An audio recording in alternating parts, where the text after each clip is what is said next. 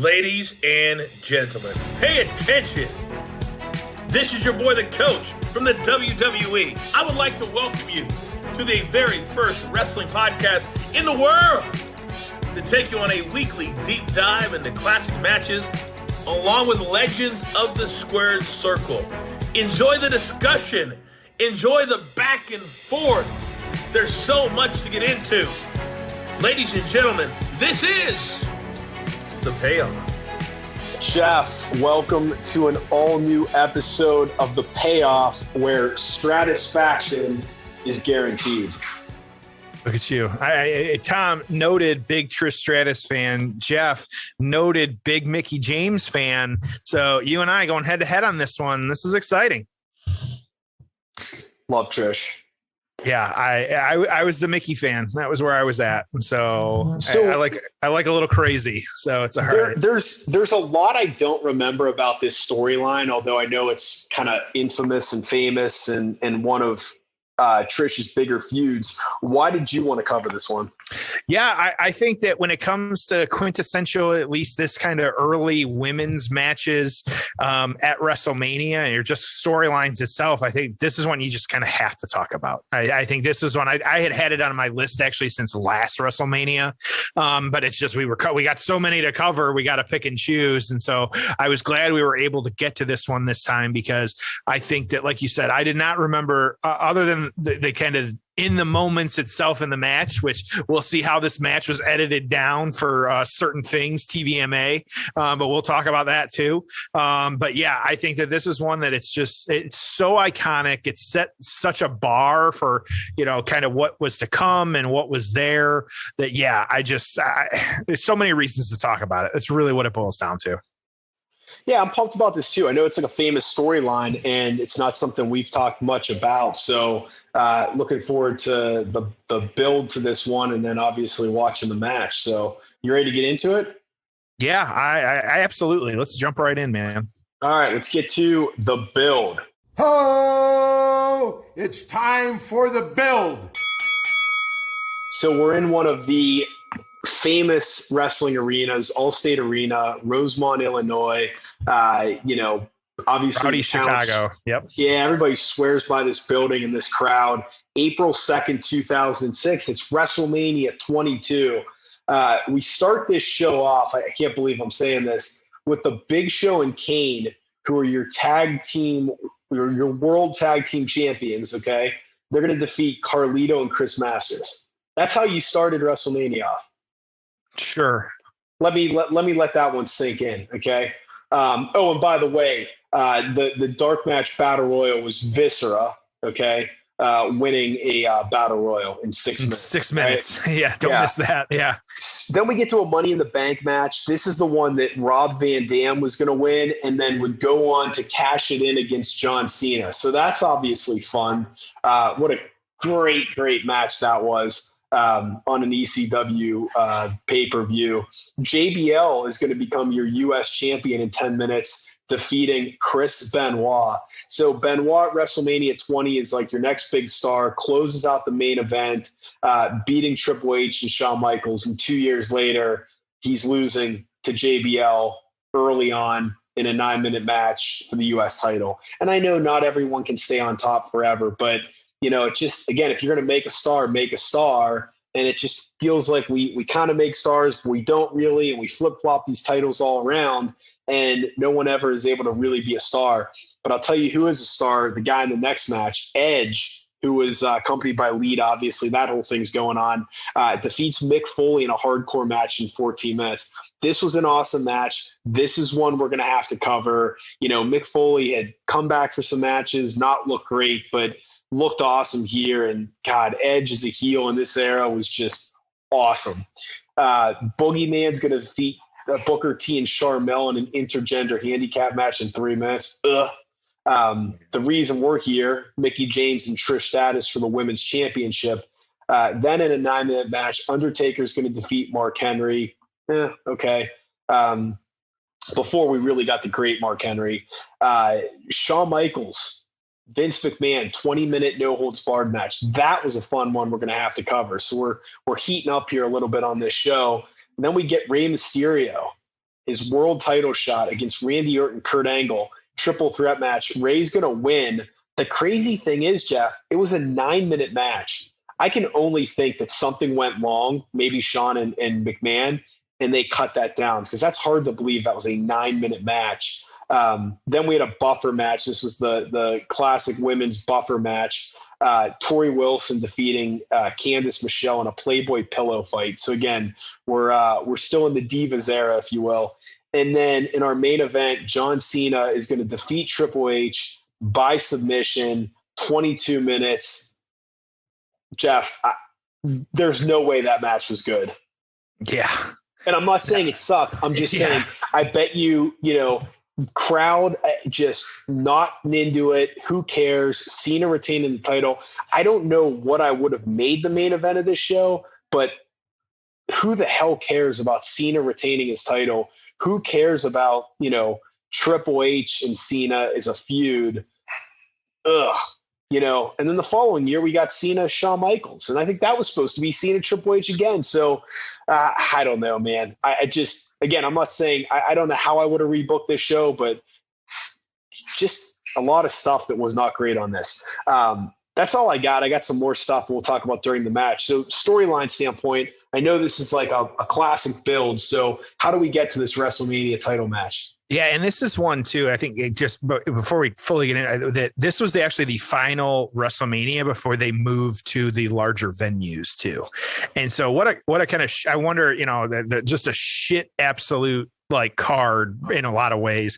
And then I was actually at the next one, which was Ford Field. I don't even think I realized until I was doing my notes on this one that was like the case for that venue. So you've got Mickie James or Alexis Lurie. She actually signed a contract. It was August 2003 with OVW, of course, Ohio Valley Wrestling, which was at the time was WWE's developmental territory. So she had actually spent some time in TNA before this, as well as kind of on the independent circuit. And so she wasn't, totally fresh. She had been around a little bit. So, she had some tag matches. She actually had a feud with also an OVW, Beth Phoenix, but ended up debuting. It was October 10th, 2005.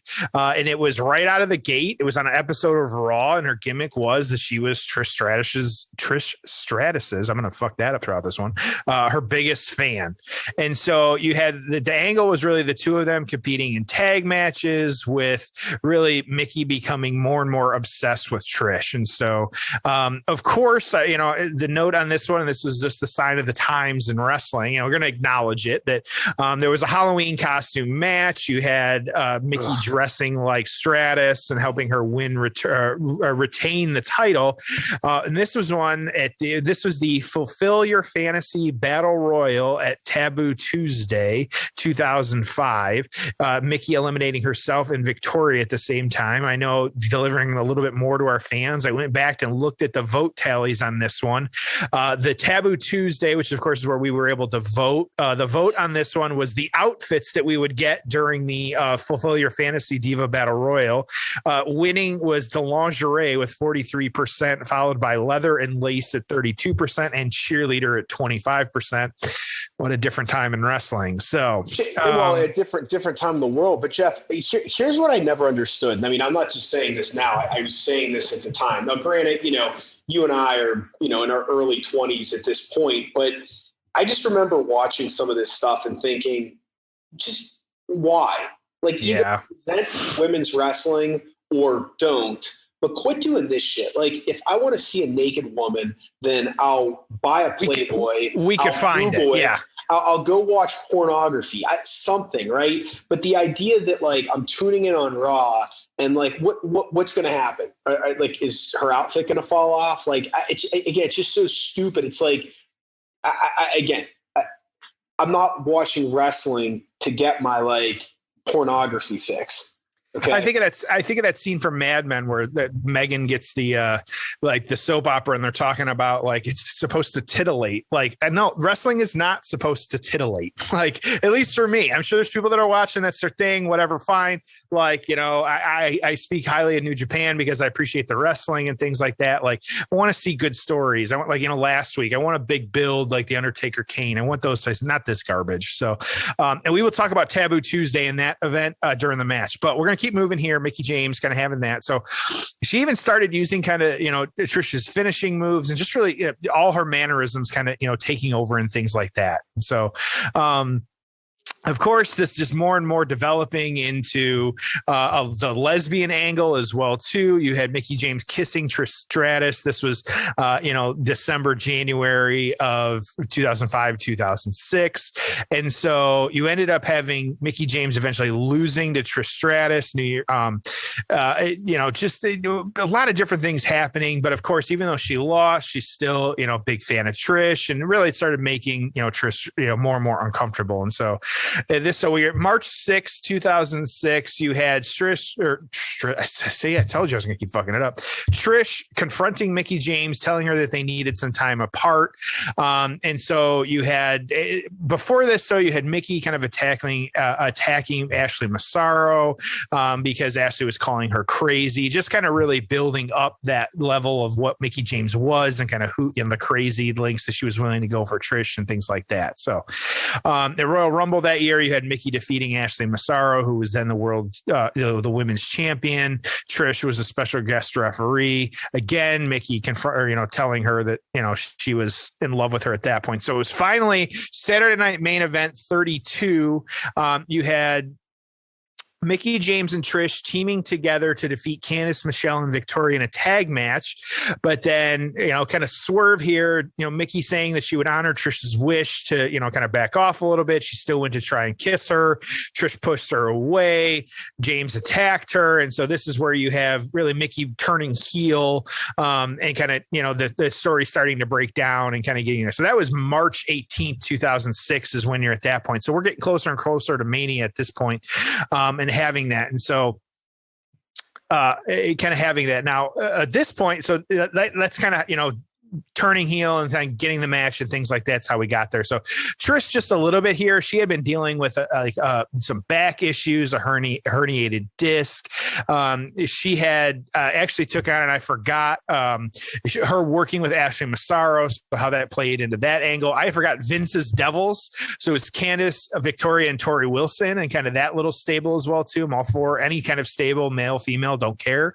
And of course, it involving Mickie James. So before that, the Mickie James stuff, she was kind of dealing with that and things like that, but then getting into this as well too. And so she had a weird angle where she was kidnapped at one point too, with it was Joey Mercury and Johnny Nitro, just weird. And there's no other really way to put it. And so, but at its core, this storyline really focused on just Mickie James, who had debuted, and from the moment she debuted, which 2 weeks now, we've had big debuts. We got Kane and now Mickie James, that the two of them, two stories, but then Mickie being there, just being the super obsessed fan, kind of, wanting to be Trish and be with her at certain points and getting a match because of that, because Trish was fed up. And then you've got it very, like you said, we don't always have it, but the very clear face heel angles. And that's what we're going with.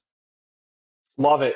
Dude, I'm pumped for this match, and I'm pumped to see how the work rate was at this era. Because, I mean, again, this is, 15 years ago, right? So I'm curious, because if the work rate's good, then I'm probably going to piss me off even more that they did all this other stuff instead of just letting them wrestle. But anyways, I'm pumped to cover this, man. Really good stuff. Good recap. Good little build here for this one. We're at the hour and 42-minute mark of WrestleMania 22. The hour and 42-minute mark, WrestleMania 22. Jeff, are you ready? Yeah, let's get into it. Women's match, WrestleMania. All right, it's time for the payoff. Oh, it's time for the payoff. I like that women's belt, that version right there. And this is, we want to be clear, the Divas title itself wasn't for another couple of years at this point. We're 2006. This is just a straight up women's belt. I like that one. Yes, agreed. Yeah, I mean, the Diva stuff was terrible, but. Yeah. And that there's an argument there. You hear some of the women that were divas at the time, that was what it was. You got to respect it and things like that. And so, all right. So here we go. Getting right into it with just locking up in the middle of the ring. Starting hot. Mickie kind of slapping Trish and things like that. Oh, big. Oof. Sometimes, like in this era, I just feel like they overthought these storylines. Like, it's okay to just have two people that don't like each other. Like, just book them like men. Okay. Like however you book, again, it's not that you can't have like, interesting far-fetched storylines. And I like this one, but it's like, don't overthink it. Right. Don't make it like any different. I just like when it's like, hey, you know what? You got two people that don't like each other. One is a bad guy. One's a good guy, right? One's a babyface, one's a heel. Don't overthink it and just let them kind of settle it in the ring. And like Trish coming out hard, she wants to beat the shit out of this chick, right? Like, I love it. It's great. Yeah. Really solid start. So, and we talked about it too. Why the hell don't they bring back some of this Taboo Tuesday, like this kind of, fan interaction, voting kind of stipulation stuff? Like, you think, especially now in 2021 and everybody being virtual all the time, why the hell won't they do it? Jeff, it makes no sense to me because it's like, again, think about we're trying to do 3 hours of Raw, 2 hours of SmackDown, and NXT pay-per-views every month. Like, there's so much stuff to fill. Again, why wouldn't you try to better engage your fans? And it doesn't even have to be a Taboo Tuesday. It could just be like, hey, every week we do a Raw poll and it decides the stipulation for a match, or it decides who someone's going to have to wrestle. So, hey, your champion is Bobby Lashley, and this week the fans are going to decide between these five, and you're going to be able to see the live poll on Twitter or wherever. So it's going to be legit. Like, there's no fixing it. Like, why not? I just don't understand why you wouldn't better incorporate the fans. Like, think about this. They have the Thunderdome. I mean, to the best of my knowledge, that the Thunderdome is like filled every week with fans that want to sit there with their webcam on or however the logistics work, and there's no issue at all. So it's like, when you have millions of people watching the product, why wouldn't you better engage them? Pick a stipulation, or, a network special, or just a themed Raw. Hey, this week on Raw and SmackDown, it's fans' choice.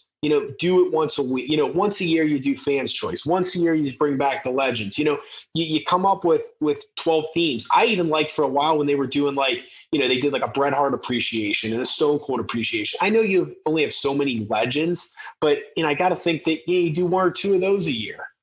Every 5 years, you do a Hulk Hogan appreciation. What's so difficult about that? You air some vignettes throughout. You invite them to come in. Maybe you work an angle with a star to give them a little rub. This isn't hard, but it's like I don't know. I almost now, I forget Raw and SmackDown are even on, and then I see the results, and I'm like, oh yeah.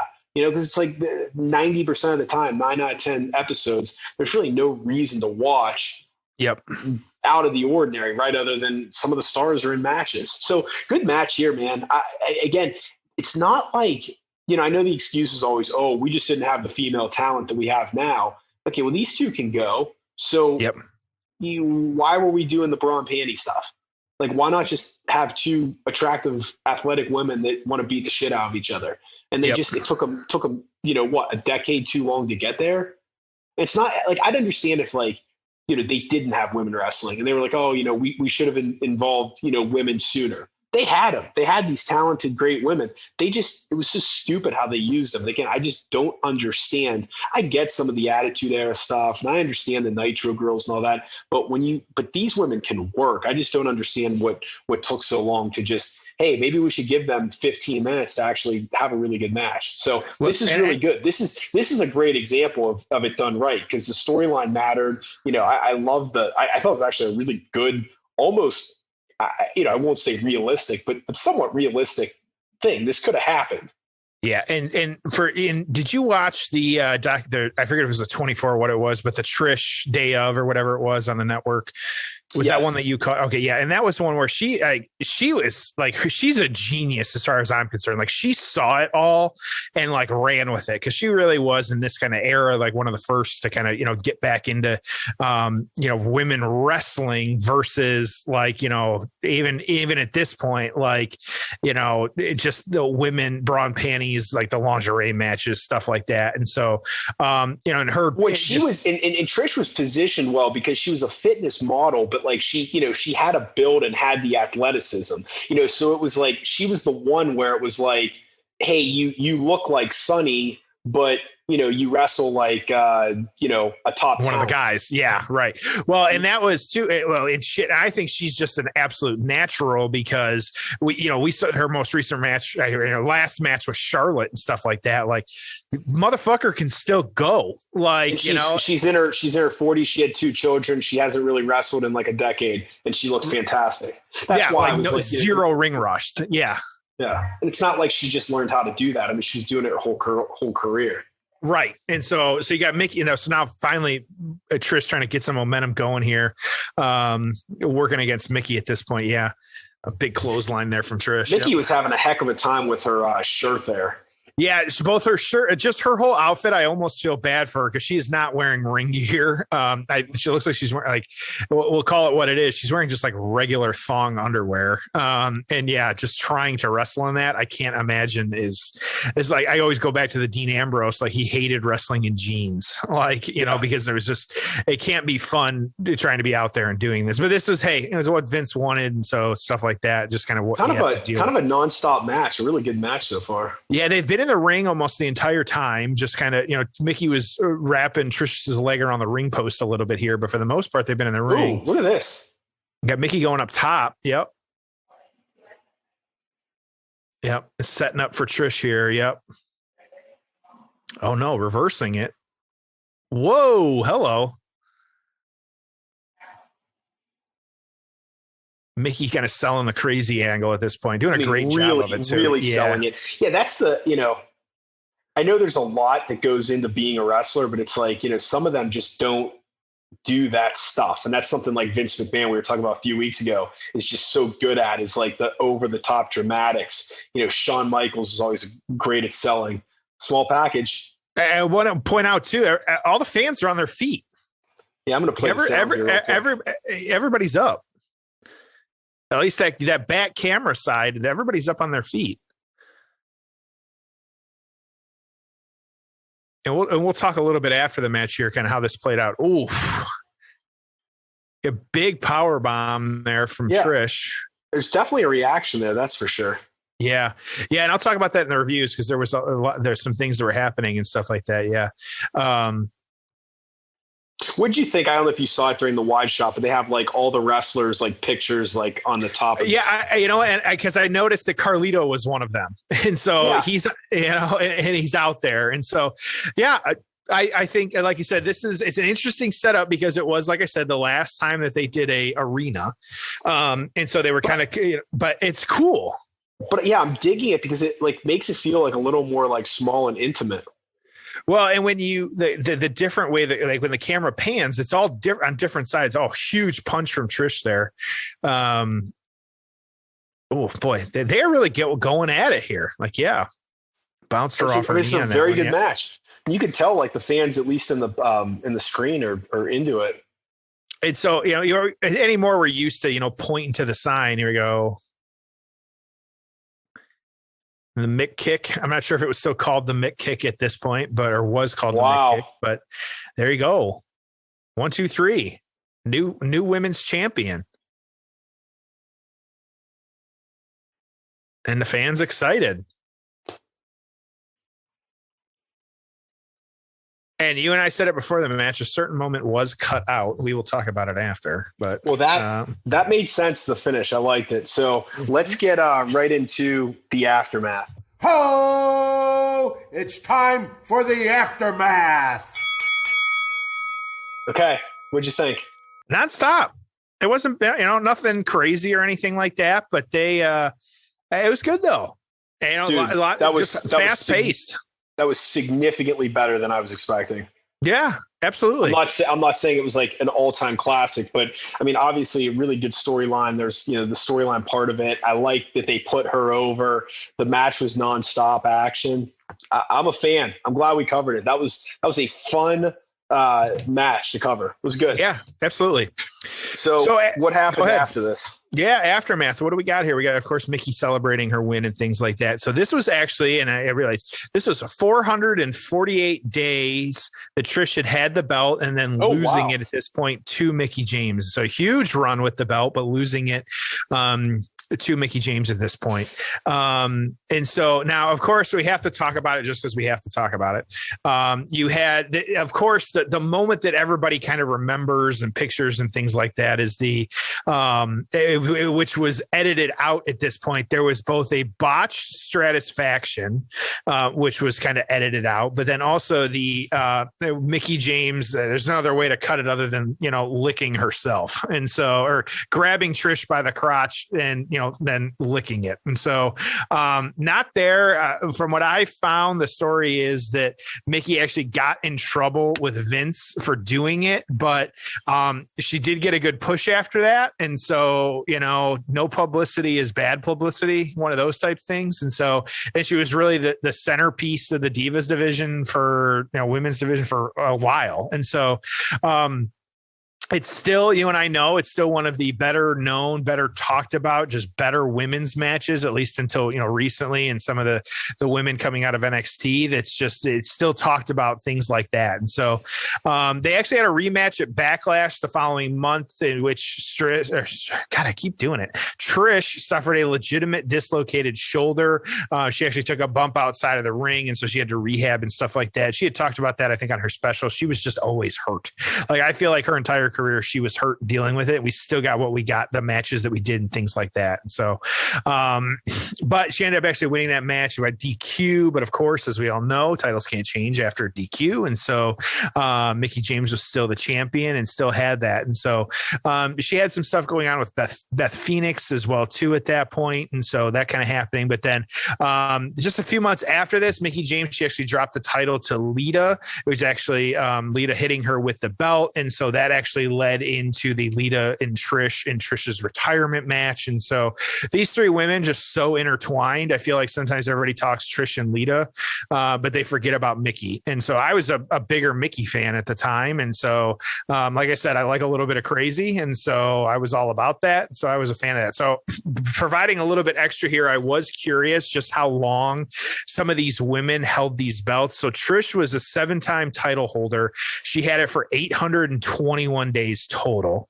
Mickie was 5 times, had it 366 days. Lita was 4 times at 158 days. And so, like I said, we all talk Trish Lita, but like Mickie had the belt for double what Lita had it, really 200 more days. And so nothing to scoff at that point. And so, both these were, they, both kind of continuing on and doing great stuff. And really, I say like ambassadors of what it is. Mickie's still out there, still looking great in the ring and doing what she does and putting people over and stuff like that. So yeah, just overall really good stuff. So ready for reviews? Time to go. Let's do it. I'm curious about this. So Trish was number 1 for the women. And at this point, PWI was ranking them separately. So she was the women's number 1. This was the 4th time that she was number 1. Mickie was number 3. Not the feud of the year. It was actually the 3rd runner up at this point. And so few ahead of them, but still, to even be on the list is really good. And so, the PW Torch, couldn't find the article on that one, but one that I sometimes go to is 411 Mania. I know people read that one as well too. And so the write-up on this one, I absolutely love this angle. It was the Psycho Stalker story done to perfection. It wasn't just about lesbianism for the sake of it. It actually fit the story here. Trish enters as champion of over a year while Mickie is the heel, but is way popular tonight. Mickie blocks the Stratus faction by groping Trish's crotch and licking her fingers, which gets edited out of the network's version. Mickie kicks Trish in the knee, which causes her to buckle and land face first on Mickie's knee, which is an interesting move. I enjoyed that in the moment. A Mick kick ends it, and we have a new champion. Easily the best women's match in Mania history to this point, and it stayed that way for another 10 years. The legwork was fine, but Mickie took this to the next level with her by nailing all of her character work. They played into their existing story, and it made for great TV. The atmosphere helps make this one of my favorite women's matches ever. They gave it 3.5 stars. Dave on this one, Trish beat the hell out of her early. Did I not predict this match would have no heat? So far, I am totally right, though they are working their asses off and it's not their fault. I'm sure Trish was just happy to actually get to work a real women's match for the first time in like 6 months. She finally went for the chick kick outside and hit the post. Mickie went to work on her. This was the best Mickie has looked in a long, long, long time. Let's go Mickie chant started, more loud, let's go Mickie Mickie chants, and she acknowledged them, and everyone cheered. Then Trish started her comeback, and people were booing. The boos got louder and longer. The match wore on. Lawler said the fans must relate to Mickie. In what way? They're insane. Crowd was now booing everything Trish did and popping big time everything Mickie kicked out of a pin. Popping big every time Mickie kicked out of a pin attempt. I keep reading, but it pretty much. And so again, like when they fell, the crowd booed and chanted "You fucked up" and stuff like that, which we talked about, where it just kind of looked rough. They didn't bother trying it again. Mickie just laughed. Chick kick for the clear pin. Trish sold the kick like a mother. Fans gave the fuck up and went nuts for the pin. And the last line of this one, which you got to appreciate, the match, and this is a quote, this is not me, the match was, quote, booberific. So, I'm sorry, that was Meltzer that wrote that? Yes. And how old is he? Yeah, I know. He's got shit for that before. Yep. At this point, at best, he's a dweeb. At worst, he's just a fucking pig. But yeah. I know there's a million examples of that. I don't know. I mean, and this was 15 years ago. Yeah. But at the time he was what, 40, 45 years old, 50 at least. Yeah. I don't know how old he is, but it's just, what a dork. Yeah. And it just so cheesy. So he is 61, and even if you take it 15 years ago, he's probably 45, 46. Yeah, at 45 years old, are you going to use the term booberific when you're writing as a media member in the publication? No, you're not. No. So you got 3.5. You got 2 3/4. What are you thinking? I'll give this one a 5.5. The match was solid. I mean, I thought it was, entertaining. It was a good, a good 10 minutes, right? You weren't bored. It was nonstop action. I liked the storyline. So yeah, 5.5, good. I'm not going to sit there and say, hey, you got to watch this instead of, a Charlotte match in terms of, obviously quality, but I liked it. I thought it was good. I'm glad we covered it. I'd say I was absolutely pleasantly surprised, and it exceeded my expectations. What about you? Mm-hmm. Same. I'm going to go 6.5. Actually, I think that because I thought the match exceeded what I thought it was going to, even at like a base level, what I thought it was going to be, because it was shorter. It's probably one of the shorter matches we've ever covered here on the show. It roughly about 9-10 minutes. But it didn't need to be longer than that. I think that it worked as it was. And so I think just a 6, I'd probably be right where you were if I didn't think that the match wasn't as good as it was. And then the story itself, when was the last? It's almost funny because we talk about that being like one of the best storylines and kind of how they played it out and things like that. But then they've never, at least I can't think, they haven't done that kind of crazy angle like that since in the same way. And so history repeats itself. Maybe try it again and see what happens. So, but overall, 6.5 for me. You got 5.5. I think that we're right where we need to be. Yeah. Definitely solid. All right, good. Well, short one today. That's all I got, man. Short one, but a fun one. That was fun. I am really, really excited for next week's episode. Big week. Yep. Savage Flair, WrestleMania 8. So much to talk about. Such a fun match. Great storyline. I'm pumped for that. So, as always, you know where to find us, at Payoff Pod everywhere. Appreciate the support. Thanks for listening. We'll catch you next week on an all-new episode of The Payoff.